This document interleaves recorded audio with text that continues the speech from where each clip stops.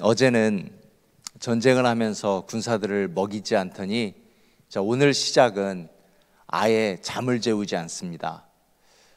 물론 왕에게 얼마나 승리가 갈급하겠습니까?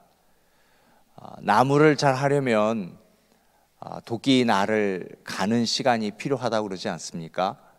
도끼 날을 갈아야 그 다음에 나무를 잘 팰 수 있는 것이죠. 전쟁에서 승리하려면 군사를 쉬게 하고 군사를 먹게 해야 되는 것이 바른 리더십 아닙니까? 그런데 자기의 욕심에 매몰되다 보니까 상식마저 상식이 되지 못하는 것입니다. 그래서 우리는 이것을 참 조심해야 됩니다. 내 문제에 매몰되면 신앙이 작동되지 않습니다.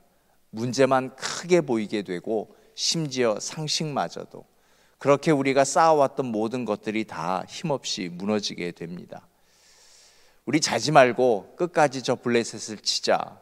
신하들이야 왕이 얘기하는데 어찌 또 반격을 할 수 있겠습니까? 왕이 좋을 대로 하십시오. 그런데 제사장이 아무리 봐도 군대가 먹지도 못했는데 쉬지도 못하고 전쟁을 하는 것은 너무 무리수입니다. 하나님께 묻자. 일단 컷됐습니다. 사울이 하나님께 묻습니다.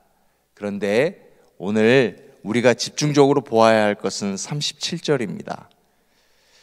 그날에 대답하지 아니하시는지라. 우리는 여기에 빨간 줄을 그어놓고, 아니요, 우리가 잘 보이는 곳에 붙여놓고 늘 묵상할 수 있어야 합니다. 하나님이 침묵하십니다. 하나님이 왜 침묵하실까요?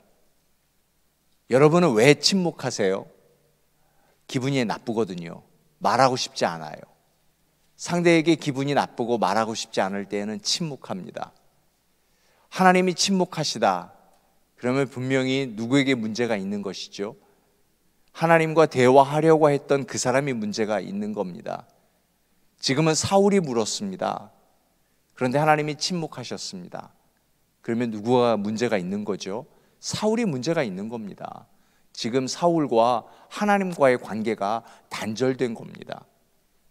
그런데 사울은 그러면 얼른 하나님 앞에 엎드려 회개해야 되는 거잖아요. 그렇게 가야 되는 거잖아요. 그런데 군 지휘관을 다 부르잖아요.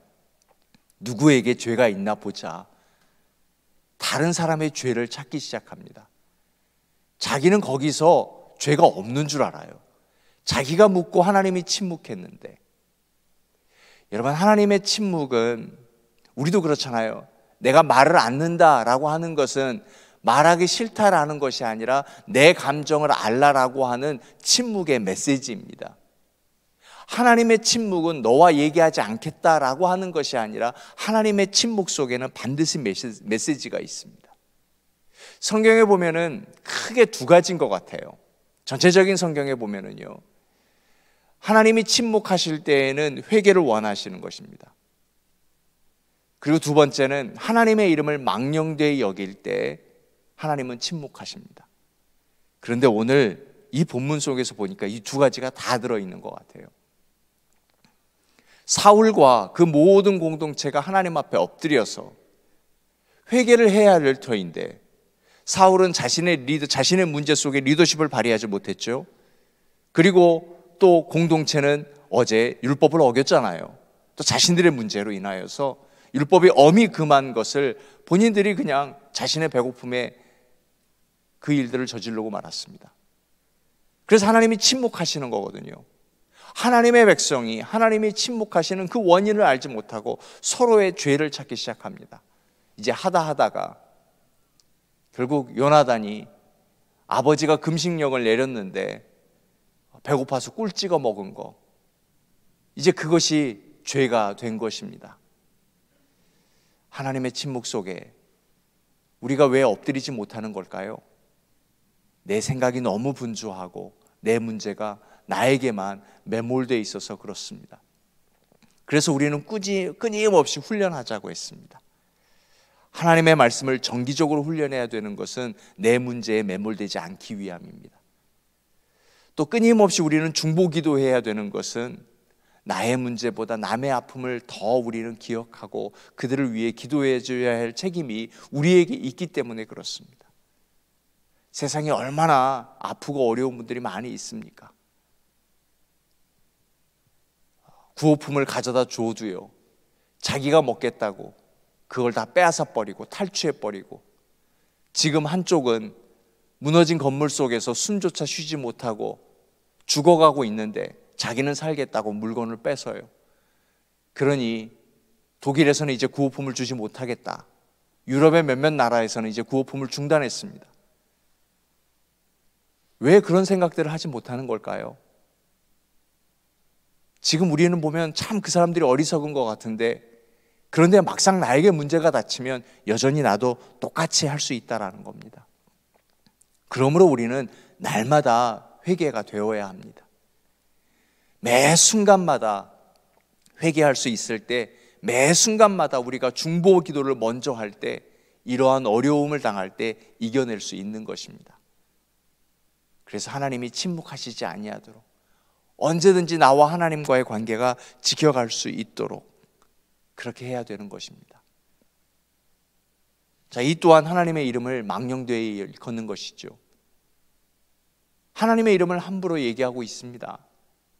본인이 하나님과의 관계를 지키지도 않으면서 하나님의 뜻이 어디 있나 보자, 죄인을 색출하자, 죄인을 찾자 말이죠. 하나님의 백성이 제일 쉽게 범하는 것이 하나님의 이름을 망령되이 여기는 것입니다.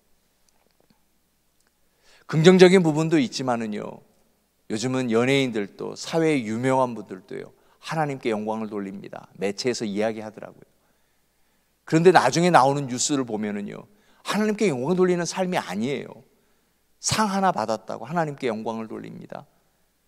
정치인들이 나와서 하나님의 뜻에 맞는 정치를 하겠습니다. 그리고 나서 탈세하고, 그리고 나서 입술로 범죄하고요. 저희 어머니가요, 저를 기도할 때 부흥사가 되라고 기도하셨어요. 그 시대는 그럴 수밖에 없었던 것이 빌그리암 목사님이 계시잖아요. 또 한국의 유명한 목사님들이 막 계시잖아요. 그리고 부흥회만 하면 우리 교회뿐만이 아니라 다른 교회에 자꾸 저를 데리고 가시는 거예요. 이제 그런 때요, 제가 한참 예민할 때, 이해해 주시고 들으세요. 제가 한참 예민할 때입니다. 부흥사 목사님이 설교를 하시는데요, 아주 깨끗한 양복에 저처럼 마이크를 드셨어요. 그리고 호주머니에 손을 넣으시더니 이러는 거예요. 설교 중에, 설교 내용 중에 있는 겁니다. 지금도 또렷이 기억하는 게 제게는 큰 아픔이었거든요. 여러분, 우리 집 개가 새끼를 낳았습니다. 할렐루야. 왜 개가 새끼를 낳은 게 할렐루야 할까? 저는 그게 참 이상했어요. 근데 더 큰 반응은 거기 앉아 계신 성도들께 아멘 이러는 거예요. 내용과 관계없이 목사님이 할렐루야 그러면 아멘인 거예요. 저는 이게 너무 가슴이 아팠어요. 너무 힘들었어요. 그리고 사실 부흥사가 제 체질에 잘 맞지는 않습니다. 근데 그런 것들이 너무 힘들었어요. 이게 망령되이 일컫는 것 아닌가? 우리 너무 가볍게 하나님을 이야기하는 것 아닌가? 왜 그럴까요? 말씀이 없어서 그래요. 정기적인 말씀의 훈련이 우리에게 없어서 그래요. 어찌 보면은요, 이것은 교회에 큰 위기가 될 수 있습니다. 그래서 한국 교회를 위해서 기도해요. 큰 부흥은 있었지만 기초의 말씀이 흔들려가는 것이 보여요. 그래서 우리는 말씀이 튼튼해야 합니다. 늘 말씀을 먹어야 하는 것입니다. 42일 특별 새벽 기도, 기도도 중요한 것이지만 말씀을 놓고 기도하자라고 하는 겁니다. 사울이 사무엘의 인정, 하나님의 인정하심을 통하여서 왕이 되었음에도 불구하고 그가 말씀의 기초를 없었어요. 너무 전쟁에 분주하고 자기 문제에 매몰되고 욕심이 많다 보니까 말씀에 흔들리니까 결국 그 신앙은 곤두박질 치게 되더라라는 겁니다. 한 사람의 신앙이면 그것도 모르겠거니와, 그런데 왕의 리더십을 가지니까 신앙이 무너지니 나라 전체가 무너지게 되는 겁니다. 우리가 교회입니다. 그러므로 우리는 한 사람 한 사람의 신앙이 참 중요합니다. 우리가 가정이기 때문에. 그래서 오늘 하나님의 말씀으로 세워가는, 정말 신앙생활 바로 해서 하나님을 하나님 되게 여기게끔 그런 일들을 우리가 해야 될 것 같습니다. 맨 마지막 절 보십시오. 사울이 사는 날 동안에 블레셋 사람과 큰 싸움이 있었으므로 사울이 힘센 사람이나 용감한 사람들을 보면 그들을 불러 모았더라. 하나님의 이름을 함부로 망령되이 하니까 누구를 자꾸 찾죠? 사람들을 의지하죠. 하나님을 의지하는 모습이 보이지 않아요. 기도했던 모습이 보이지 않습니다. 한 장만 전해가면 그가 제단을 쌓았는데 예배하지 않습니다. 기도하지 않습니다. 사람만 불러 모아요. 이 이스라엘이 어떻게 되는 것은 이제 안 봐도 비디오입니다. 사랑하는 여러분, 우리는 하나님을 찾는 그런 신앙 했으면 좋겠습니다. 오늘도 하나님을 찾는 그런 복된 신앙생활이 있기를 주님의 이름으로 축원하여 드립니다. 우리 이 말씀 붙들고 함께 기도하십시다. 하나님의 침묵에 민감한 저희들 되게 하여 주옵소서.